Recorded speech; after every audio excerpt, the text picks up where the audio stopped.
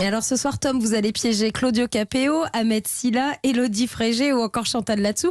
Alors hier, avec Thomas, nous, on s'est régalé puisqu'on en a vu quelques-uns, on a eu cette chance et on a vu le piège de Chantal Latsou. C'est particulièrement drôle, c'est assez réussi, vous la faites souffrir, la pauvre quand même. Est-ce que vous vous mettez des limites sur les pièges ?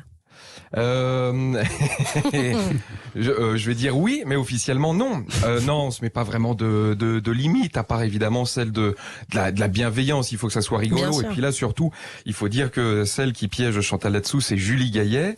On lui a proposé plein d'idées et ce qu'il y a de merveilleux, c'est que Julie Gaillet, elle était à fond et elle a voulu aller encore plus loin. Oui. Donc, par exemple, le final, en gros, pour raconter l'histoire, Chantal Latsou pense se rendre à un face au lecteur. Vous savez, comme ça peut se faire dans de grands quotidiens nationaux. Et puis le problème, c'est que le face au lecteur glisse un petit peu, se passe pas comme prévu.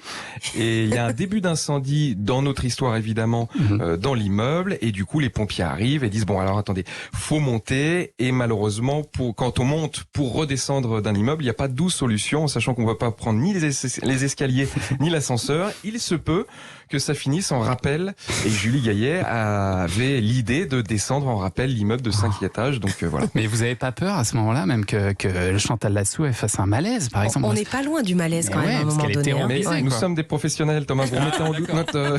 Mais non, mais il y a des alpinistes qui sont venus. Tout va bien. Mais ça devrait quand même être un très gros stress de faire ces pièges parce que tout peut complètement rater à tout moment. Ça vous est peut-être arrivé d'ailleurs. Oui. Là, on a eu un très très gros stress. Par exemple sur Florent Père qui piégeait Ahmed Silla. Oui. Florent envoie un petit SMS 5 minutes avant l'heure du rendez-vous à Ahmed et puis on se rend compte qu'en fait il aura 5 minutes à nous consacrer. Donc là, branle-bas de combat. Donc là, on appelle ses équipes, son manager. Il avait un gros rendez-vous derrière qu'on a réussi à légèrement décaler. Donc il a pu passer beaucoup de temps avec nous. Mais oui, c'est du stress à chaque fois. Jusqu'à la fin, jusqu'au reveal, c'est toujours du stress. Ouais,